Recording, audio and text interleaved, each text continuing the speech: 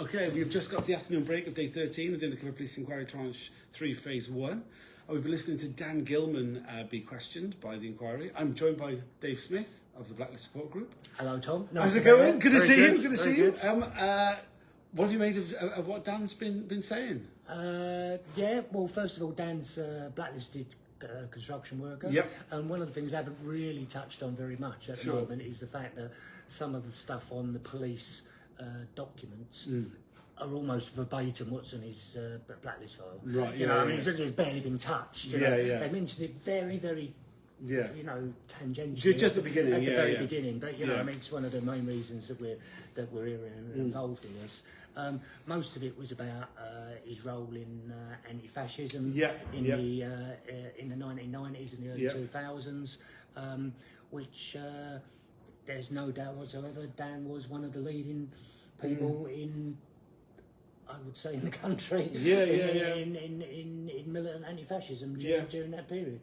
So I mean, there's a lot of talk about him as a steward. We had a lot of questions about the so-called away team. We went through the process we've been through a few times of like kind of what is the away team as like it's the stewards willing to take a risk as opposed to the home team. It's just like a shorthand, but it's kind of made out to be some sort of special kind of group or whatever.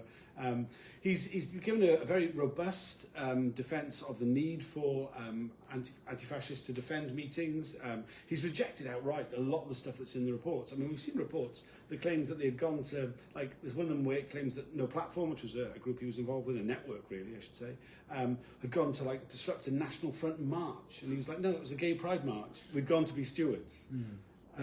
I mean, I was a member of the away team with Dan. I was a member of No Platform with Dan, and a lot of what we did was, you know, there's a reason that we're opposed to fascism. You know, it's, you know, I'm opposed to the Tories. I'm opposed to what Labour are doing. I'm opposed, you know, I'm opposed to, you know, lots of them. But I'm not in favour of, you know, physically confronting them. You know, you know, I mean, you know, within the realms of the, you know, the system that we're working. Okay, I disagree and despise everything they stand for, but you can still debate with these people. You know, you can't debate with Nazis. No. You know, you know, it's called No Platform for a reason. You know, there is no platform for Nazis. So we've done a lot of it, and the truth is, they're fascists. They do attack organisations, as he said. Literally just a few weeks ago, the National Education Union had a meeting in London. It was attacked by a group of fascists. You know, so you know they're not just. You know, I think he was very good on saying, you know, during this period, fascists were planting bombs. You know, absolutely. They were literally murdering Labour MPs. They were murdering. You know, black and Asian young men and young women across, you know, across London and across the country. You know, and so you know, local communities stood up and defended themselves.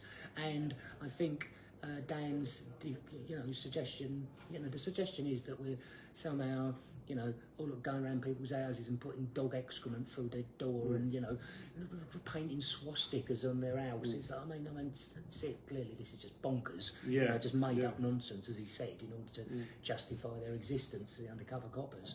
But you know, we were defending. We were defending marches. We were defending campaigning. We were defending the community. And sometimes defending the community means. You have to, you know, if you're going to defend things, you need to be organised. This is the key point that I think Dan's making, and which was the whole point of the you know, whatever we call them, whether you call them a stewarding team, whether you call them the away team, whether you call them a stewarding squad, you know, it's fundamentally the same thing. That what we're doing is we're defending our communities. Whether that community be the black and Asian community, whether that community be the local trade union movement, whether it be gay pride, you know, it's about, you know, we're defending the people who are trying to make the world a better place, and who are being absolutely abused by these Nazis, you know.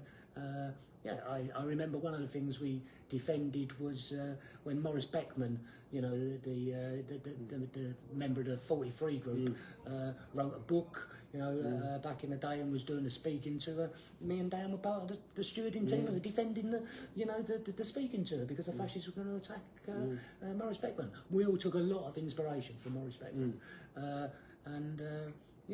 So, I mean, he's going to go back in again. Yeah. I mean, I hope that I know there's going to be some stuff where, well, I'm assuming there's going to be some stuff where they say, this is what it says on the your blacklist file, this is what it says on the police database. Oh, it's very similar. How do you think that got there? The other thing is that they're going to ask is, they're talking about Carlo Soracchi quite a lot now. It's going to come up. I've had a few of his reports, the undercover police officer, and Carlo Soracchi was the undercover police officer that actually incited Dan and a couple of my other friends to go and go and petrol bomb a charity shop that was owned by an Italian fascist. And we have accused him already of being an agent provocateur, deliberately trying to set us up. And I think Dan's going to very, very robustly, lean into that. That'll be interesting. Yeah, it's the first we've seen really of Carlo Soracchi's reports. Covered in Craggy Island, which is, I mean, like this is, again, there's another example of this weird internal culture, internal slang that the SDS had. Yeah, it's incredibly well. I mean, like, if you were to read his reports, you get the impression of No Platform being this incredibly well-funded, well-resourced, enormous organisation that had the ability to kind of be all over the country with like 40 or 50 activists at the drop of a hat. Yeah, I've seen. I mean, it's just ridiculous. I've seen a lot of his reports. He spied on me, and I've got a lot of the reports of him. I'm still under restriction orders to talk about some of them. Sure. But I will say some of them are. I mean, of the reports I've read, some of these are pure fantasy. So a lot of the police reports are pretty relatively accurate in terms of the numbers and who attended and that kind of stuff. But Soracchi's stuff is just a lot of it's just it's fairy tale. Yeah. It's only a short break. We should probably go back in fairly soon. Is there anything else you want to mention before we do? You're a great geezer, and thanks for letting me stay around your house when I came down to Newport the other week. No worries. Yes, Anytime. buy him a coffee. I'm coffee. Yeah. Please do that. All right. We'll do another video at the end of the day. Thanks for joining.